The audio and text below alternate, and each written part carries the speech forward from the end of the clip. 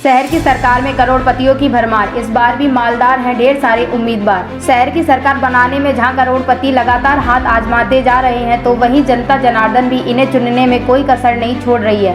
पिछले नगर निकाय चुनाव की बात करें तो इस चुनाव में 586 ऐसे उम्मीदवार जीत गए थे जिनकी संपत्ति 1 करोड़ से ज्यादा थी। महापौर के चुनावी रण में तो 16 में से 13 ऐसे उम्मीदवार थे जो करोड़पति थे। इस बार भी ऐसे खूब उम्मीदवार मैदान में कूद रहे हैं। चुनाव में धनबल का प्रयोग बढ़ता ही जा रहा है। हालांकि इस चुनाव में भी राज्य निर्वाचन आयोग ने सभी प्रत्याशियों के लिए खर्च सीमा तय की है और सख्ती से निर्देश दिए हैं कि चुनाव खर्च पर पैनी नजर रखी जाए।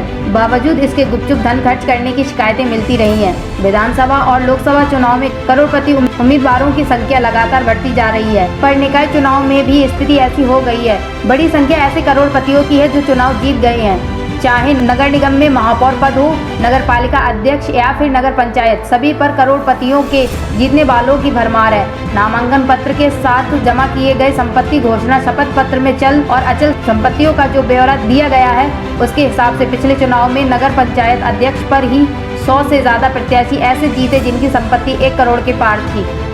वहीं पार्षद या सदस्य भी संपत्ति के मामले में अध्यक्ष या महापौर से कम नहीं। नगर निकाय चुनाव 2017 में 391 पार्षद और सदस्य ऐसे रहे जिनकी संपत्ति करोड़ों में थी। चल और अचल संपत्ति का योग कई करोड़ था और यदि उनके जीवन साथी की संपत्ति का आंकड़ा भी जोड़ा जाए तो यह आंकड़ा और ज्यादा बढ़ जाता है। कई उम्मीदवारों के तो जीवन साथी के नाम से संपत्ति ज्यादा थी। पहले चरण के लिए 37 जिलों में चुनाव हो रहा है। इस बार भी 10 नगर निगमों में करोड़पतियों की संख्या कम नहीं है।